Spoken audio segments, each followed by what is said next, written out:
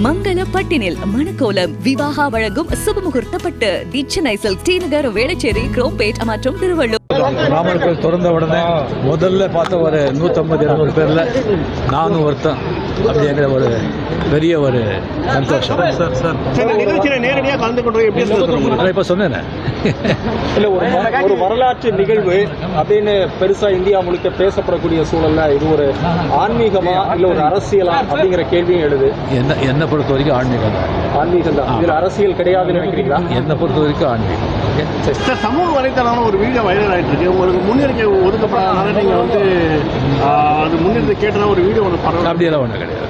அதாவது இந்தியா முழுக்க ஒரு ஒற்றுமையோடு பயணிக்க வேண்டிய நேரத்துல இது ஒரு மத அரசியலை முன்னிறுத்தக்கூடிய நிகழ்வுங்கிற விமர்சனங்கள் கடுமையா வந்துருக்கு. ஒவ்வொருத்தருடைய பார்வை ஒவ்வொருத்தர் மாதிரி இருக்கு.